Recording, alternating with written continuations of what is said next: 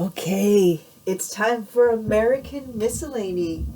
We are now on essay 107 in this great big volume, and we've been going through it. So this book was published in 1865.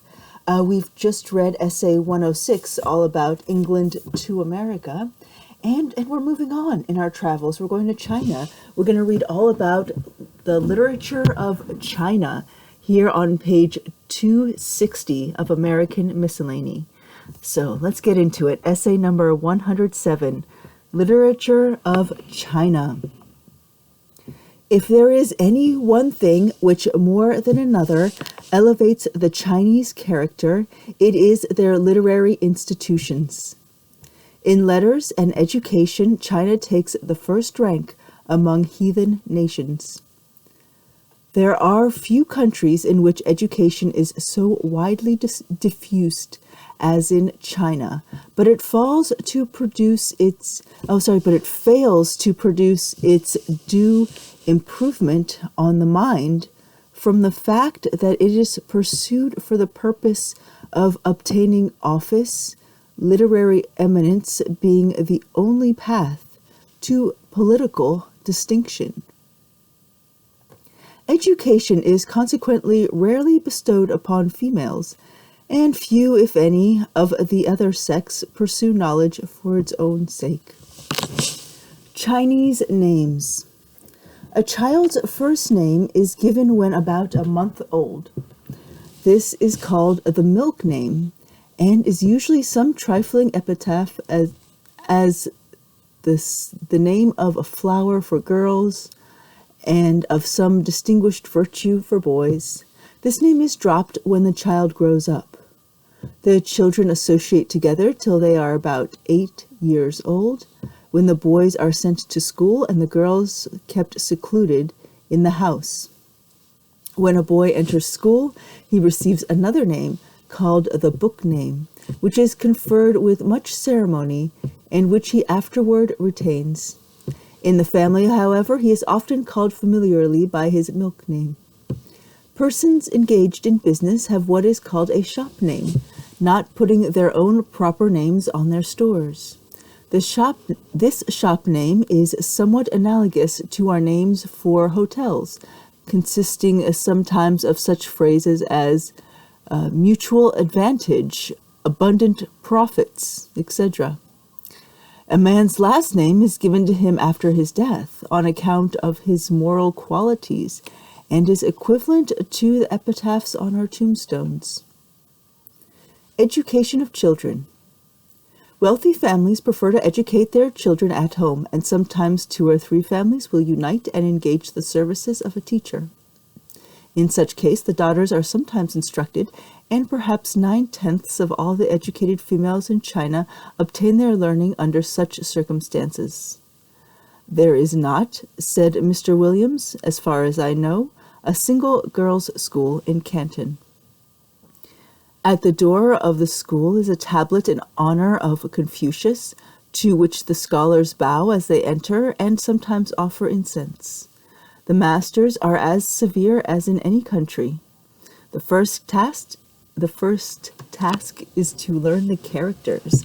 The boys learn to form the characters by tracing them with a pencil on paper which is thin enough for the characters to show through. They learn the names of the characters by standing up in a class before the teacher, who reads off the first 6 characters in the books, and they repeat them after him. 6 more are then gone over in the same way, and the boys are then sent to their seats to learn them by heart, 12 being considered enough for 1 lesson. As they always study aloud, they make not a little noise over their tasks. When they have committed the first 12 characters to memory, they recite them to the teacher, who gives them 12 more, and so on, till they have gone through the whole book, which contains 276 lines, of 6 characters each. During all this time, they are entirely ignorant of the meaning of what they have learned, knowing nothing but the names of the characters.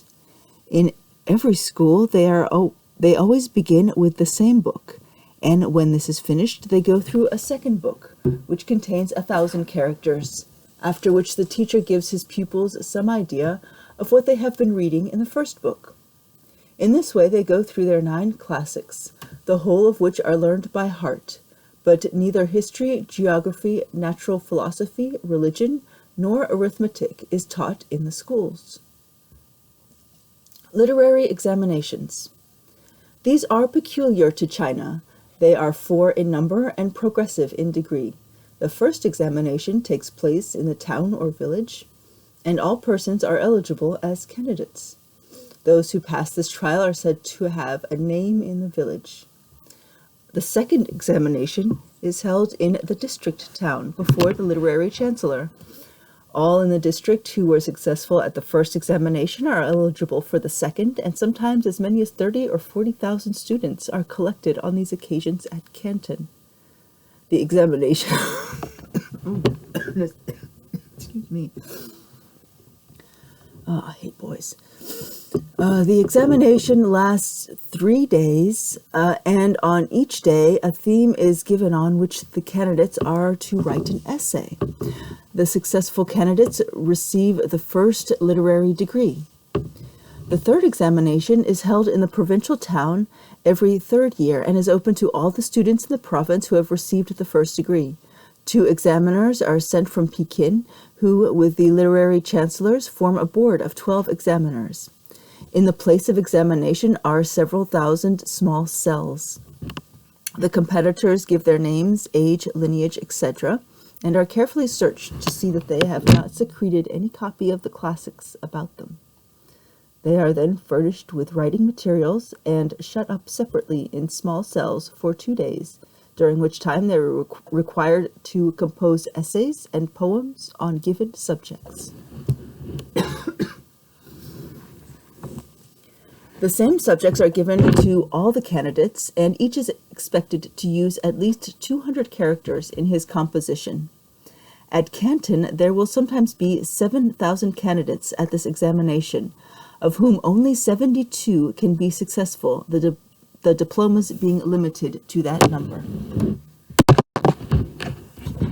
To read and determine the merits of 7,000 essays on the same subject is tedious and laborious work, but sometimes the examiners lighten their task by passing over many of the essays without reading. A student who suspected this once wrote an essay severely criminating the chancellor, knowing that if it were read, he should be called to account for it. He heard nothing of it, however, and rightly concluded it had never been read. He published it, and the result was that the officer was discharged. Bribery is often effectual in procuring a favorable award from the examiners, but not to such an extent as entirely to vitiate the benefits of the examination. The names of the candidates to whom the degree is awarded are announced at midnight from one of the watchtowers and placarded next morning over the city. The candidates themselves are honored with a feast in the governor's palace and afterwards receive a congratulations of their friends. Unsuccessful candidates are allowed to try again at subsequent examinations as long as they please, and there have been instances of father, son, and grandfather appearing as competitors at the same time. The 4th examination takes place at Pekin, and all who have passed the previous examinations are allowed to compete. The manner of proceeding is similar to that pursued in examining for the 2nd degree. Those who are successful receive the 3rd degree and are eligible for important offices, but it is said that in the distribution of honors and offices, the Manchus are more favored than the Chinese. The 4th degree is an office of itself. Those who obtain it reside at court, and by this policy the men of the greatest talents are collected at the capital, where they can be best directed and controlled. The emperor's son passes through these examinations the same as other persons. Effects of this plan. The benefit of this system of examination is that it excites the mass of people to apply themselves to learning and keeps up a high standard of literature, as the books they are required to study are the best in the language, and to have any chance of success they are compelled to make themselves so thoroughly acquainted with their contents that they can never forget them. Those who are not successful in reaching the highest degree have not spent their time in vain, as they generally obtain situations as schoolmasters, government clerks, etc. Among the evils of the system may be mentioned that the plan of carrying every student in the empire through the same routine of ancient lore and burdening his memory with it destroys the power of invention and begets a blind admiration of antiquity, so that the people of China neither hope nor desire to be any wiser than their fathers. A mental uniformity pervades them. The lapse of centuries brings little or no intellectual advancement, the minds of the whole people continuing to run in a sort of railroad track after Confucius, who, though he flourished as far back as the time of Ezra, yet exerts perhaps a greater influence over his fellow men than any other man we have ever heard of. The literature of China is very extensive, though it cannot be said to contain much that would repay the study of foreigners. The most celebrated writings are the 9 volumes already referred to, and which may be regarded as their sacred books. These are called the 5 Classics and the 4 Books, and are chiefly written by Confucius. They contain, among other things, the early history of the empire, the abundance of moral precepts, minute directions for human conduct from childhood and upward. Many of the latter would appear to us childish and trifling, but not so to the Chinese, who are taught to revere and govern themselves by them. Of historians, they have many, and their works are very voluminous. They have only 2 or 3 distinguished poets, but are very fond of making poetry as an amusement. A person at the table will give out a subject, and each of the company will write verses upon it. Their poetry is mostly in heptameter, the character of their language not allowing the variety of meters that we make use of. Sometimes they will adopt a very artificial style, making all the words in a line end at the same sound, the number of characters having the same sound affording great facility for this kind of composition. Novels are very abundant, and some of them very licentious. Chinese proverbs. The Chinese are very fond of aphoristic proverbs and sayings. Mr. Williams repeated many of them, from which we select the following as specimens. Never climb a tree to catch a fish. Win a cat and lose a cow, ridiculing the folly of going to law for trifles. Good iron is not used for nails, nor are soldiers made of good men. Ivory does not come from a rat's mouth. An avaricious man is like a serpent wishing to swallow an elephant. 2 skins cannot be stripped from 1 cow, meaning that there is a limit to extortion. To instigate a villain to do wrong is like teaching a monkey to climb trees. The chick will come out of the egg, equivalent to our murder will out. Exaggeration paints a serpent and adds legs. All that a fish drinks goes out at its gills, applied to a spendthrift. A blustering fellow is like a paper tiger. Dig a well before you are thirsty. Let every man sweep the snow from his own door and not busy himself about the frost on his neighbor's tiles. Chinese language. The Chinese is the only modern language in which the characters do not represent sounds.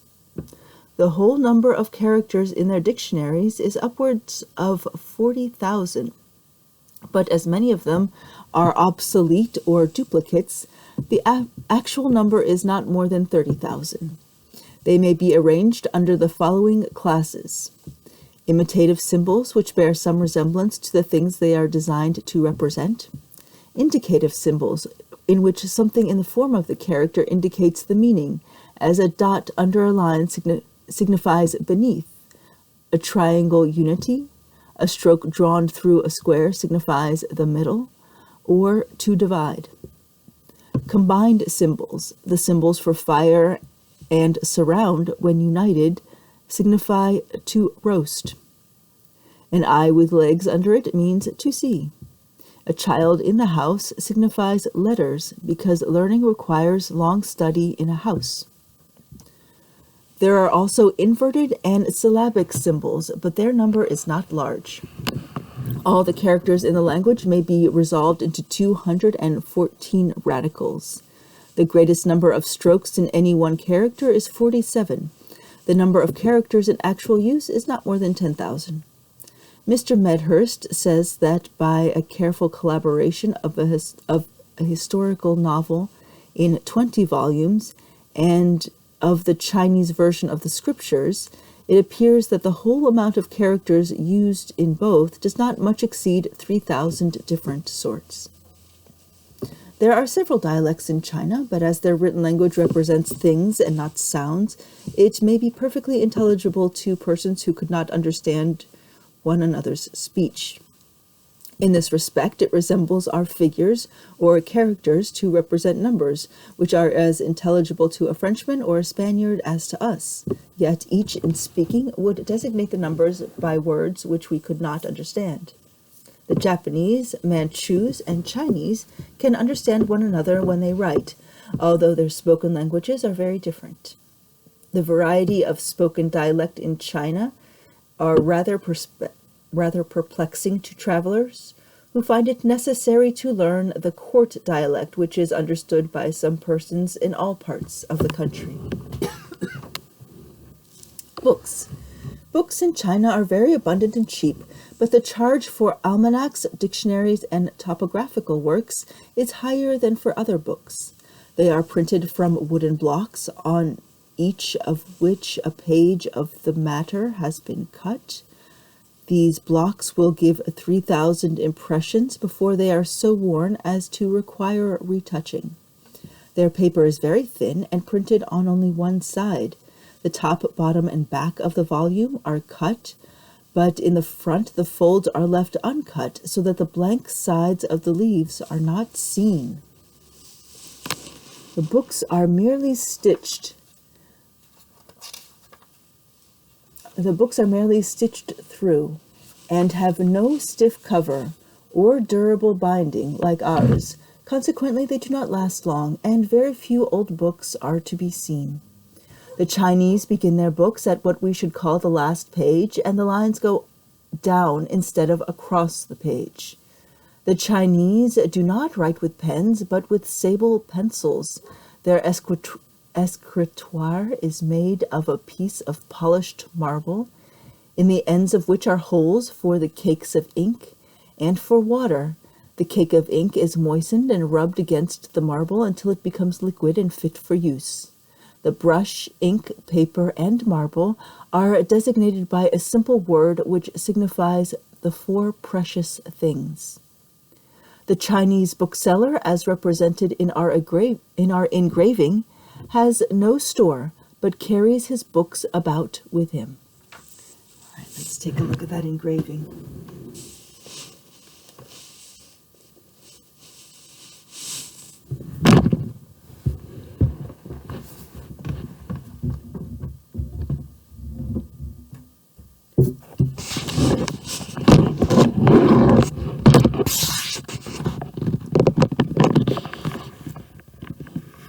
Hopefully we can get a good look at that. It's just titled Chinese Bookseller. Very nice.